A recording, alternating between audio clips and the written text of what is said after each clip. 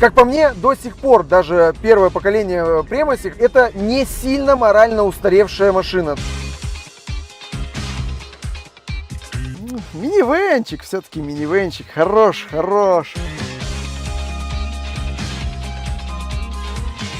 Всем привет! У нас сегодня будет выпуск про Mazda Premacy. Вы ее сами просили у меня активно в комментариях после выпуска про Mazda MPV. Очень был хороший подробный выпуск, кто не видел, будет по ссылке в подсказке и в описании. Именно как минивэн она воспринимается слабо. По ощущениям она все-таки кажется такой компактной машиной, что-то типа хэтчбека. Но это неправильное рассуждение. Внутри она действительно просторная. Они есть с 3 рядами сидений. Здесь даже рычаг переключения передач, как в нормальном минивэне. Он находится за рулем, ну то есть все классно. Эту Mazda Premacy нам было достаточно сложно разыскать, потому что в большинстве случаев это машины с очень плохим состоянием кузова. Да, это известный минус Mazda. Вспомните, у меня был ролик про Mazda Bongo Friendly, такой микроавтобус специфический с палаткой. Мы его, наверное, полгода искали, чтобы он был не гнилой. Но вот у нас теперь и Premacy тоже есть чистенькая, целенькая. Важно сказать, что они, конечно, целенькие и красивенькие, в основном те, которые отремонтированные, а не которые просто хорошо сохранились. Так что, если вы вдруг озадачились поиском такого вот минивэна, я вам советую вполне себе уверенно воспользоваться сервисом Автокод Поиск. Знаете, он ищет сразу по всем сайтам объявлений одновременно.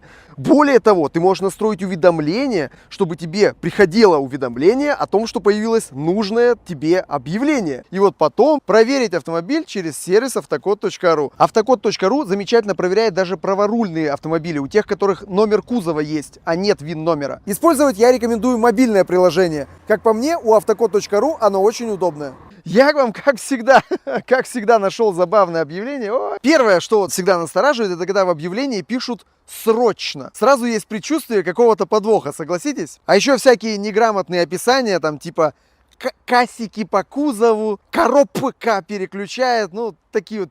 Ну вот, проверка нам в очередной раз показывает, что у машины 2 ДТП. Последнее так вообще с Мерседесом S-класс. Прикиньте, кажется, я понял, почему машина продается срочно. Там, возможно, и квартира продается срочно. Страховки явно не хватило. Пачка штрафов есть, еще даже не оплаченные. В общем, сразу понятно, что хозяин машины ездит как конь. Представьте себе после такого наездника, что там будет с коробкой и с подвеской. Странно, что в такси не регистрировал, я бы ожидал. Ну, в остальном вроде все окей, машина не в розыске, ограничений нет. Пока нет, да? Так что при желании можно помочь бедолаге, выручить его, выкупить тачку, но надо торговаться до упора. Вот видите, как полезно проверить автомобиль перед покупкой через сервис автокод.ру. Ну а специально для зрителей моего канала по ссылке в описании вы можете получить 3 дня бесплатного доступа к сервису автокод.ру. Ну и, конечно, к сервису Автокод Поиск в дополнение.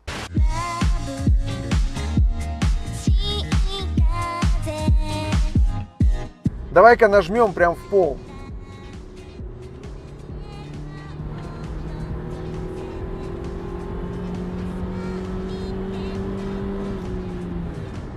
Слушайте, автомат крутит почти за 6 тысяч. Прям до красной зоны докрутил. Ну, конечно, тут особого разгона не дождешься. В любом случае, тем более на 17-х колесах. Но, с другой стороны, это же тоже хорошо, что они туда такие влезают. Соответственно, она жесткая. Я не могу прямо вам объективно оценить. Да, что-то Premacy жестковат. Я уверен, что на родных каких-нибудь 14-15, конечно, он был бы помягче. Может быть, именно из-за колеса, нам не кажется, тяжеловатый на руль, такая немножко неповоротливая. По каталогу вес машины, да, это тонна 400. То есть это не сказать, что это легкая машина. У нас обыкновенная версия Premacy, то есть 1.8 мотор, самая распространенная версия. Но знаете, мне что в Маздах всегда нравится, что нету точно недостатка мощности, потому что для такого автомобиля все-таки 136 лошадей, это в принципе неплохо. Есть, конечно, у них версии 2-литровые, которые считаются пошустрее.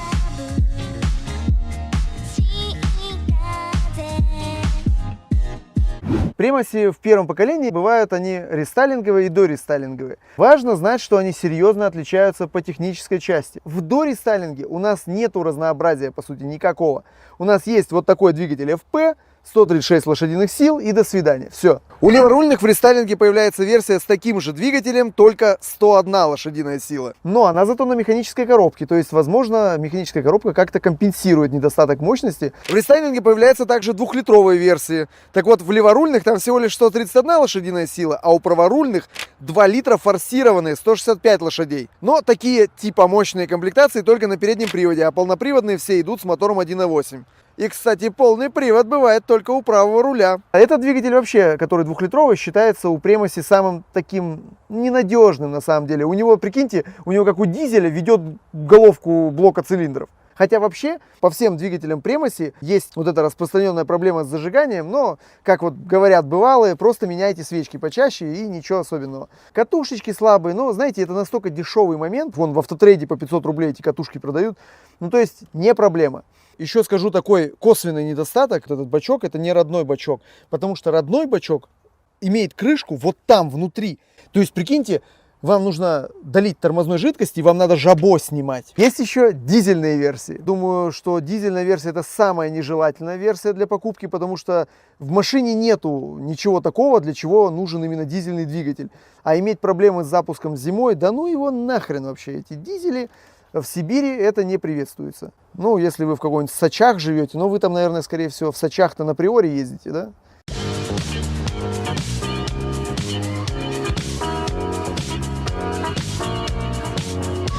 В отличие от минивенчиков, вообще от машин от Toyota, Mazda стоят адекватных денег. То есть сейчас такую мазочку можно купить, я думаю, тысяч, ну, за 300, наверное, вполне можно. Ну, хорошую, да, возможно, подороже, потому что все-таки, чтобы она была в порядке, нужно вложить нормально денег. Минивенистость в этой машине ощущается сразу же, вот как только садишься спереди. Спереди реально обзорность вообще нормас. Сиденье, вертикальная такая четкая посадка, прям как в минивене, в микроавтобусе точно. Хотя сиденье плоское, боковой поддержки крайне мало, ну и вообще регулировок тоже мало. Такое все очень простое, поэтому если вы, ну, такой персонаж не сильно мясистый, возможно, вам будет, ну, на дальняк ехать тяжеловато.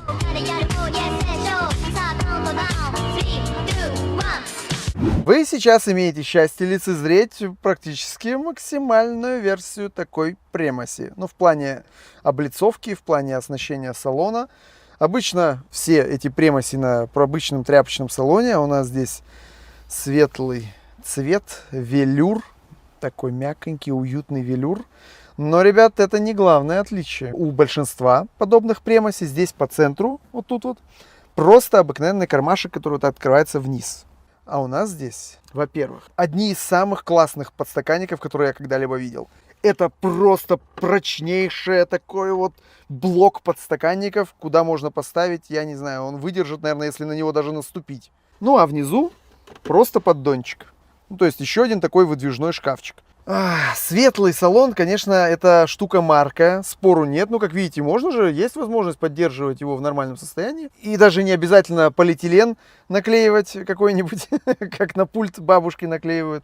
Вообще, в большинстве Премоси две подушки безопасности, соответственно, спереди и у пассажира переднего. Но даже, опять же, даже в дорестайлинге, даже в первом поколении была версия с 4.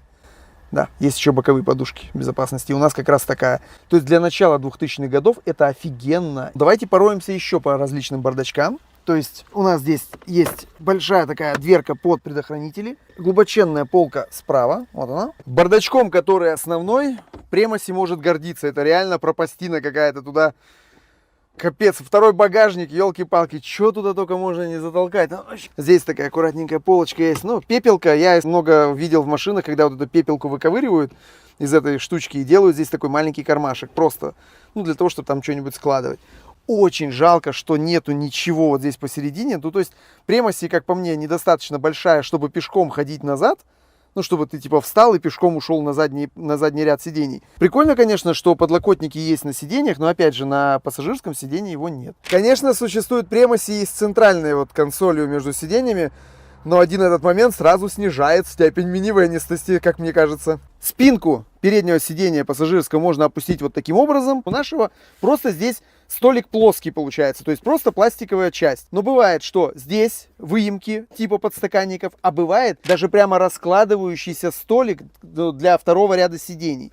Если учитывать, что у машин бывает 3 ряда сидений у этих, у нашей конкретной версии, я вам сразу уже скажу, этих сидений здесь нет, но на втором ряду сидений, как раз на спинках, есть вот такие столики с подстаканниками. Смотрите.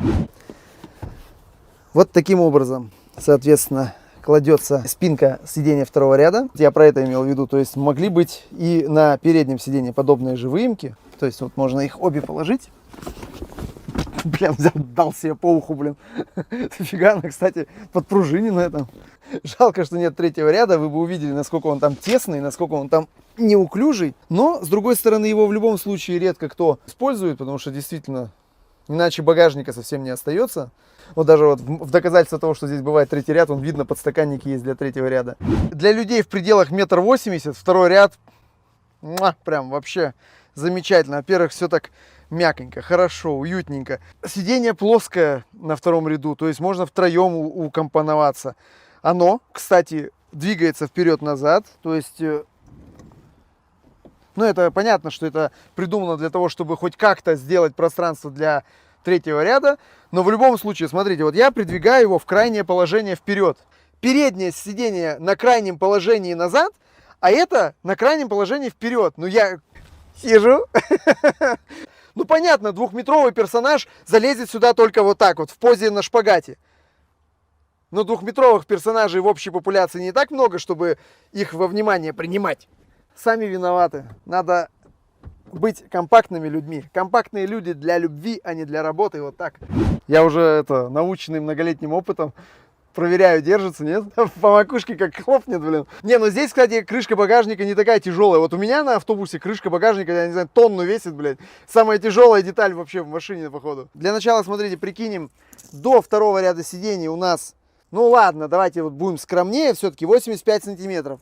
Уже хорошо. Ширина, ну если учитывать, что у нас маленечко по-разному арки выходят в багажник, да, ширина в районе арок метр. Ну вот эти маленькие кармашки, ну ладно, пофиг, давай тоже прикинем, почему бы нет. Метр 28.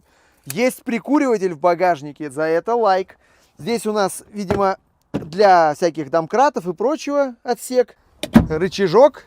И вот так вынимаем ее. Конечно, здесь образуется ступенька, да, то есть не абсолютно плоский пол, но в любом случае пространство здесь офигенно. Давайте-ка мы прикинем. 132 сантиметра. Ну, я вам так скажу, нормальный такой багажник средних размеров хэтчбека, да. Прикольно, кармашек под шнурок. Смотрите, подполье, слушайте, а такое, знаете, прям впечатляющее. Сюда в этот кармашек что-то положи, в этот кармашек что-нибудь положи, прям вообще зашибись. Ретро-саперная лопатка 45-го года. Еще и он пластиковый, а не как в современных тачках пенопластовый. Это нормальный твердый пластик. Ну и, соответственно, под низом докатка, все по-человечески. Она бы еще была, вот эта крышка бы не с велюровой покрытием, да, а с пластиковым с другой стороны. Ну, если собрался что-то грязное везти, взял, перевернул крышечку не тряпочной стороной вверх, а пластиковой. Все, Афродита лежит в своей чаше. Вот, видали, можно вот эти детальки отсоединить, отцепить и, соответственно, разложить, сделать лежаночку. Шикардос просто, реально. В качестве концовочки хочу сказать, что спать здесь вполне реально. Можно разложить сиденье, разложить свои ноги, конечности.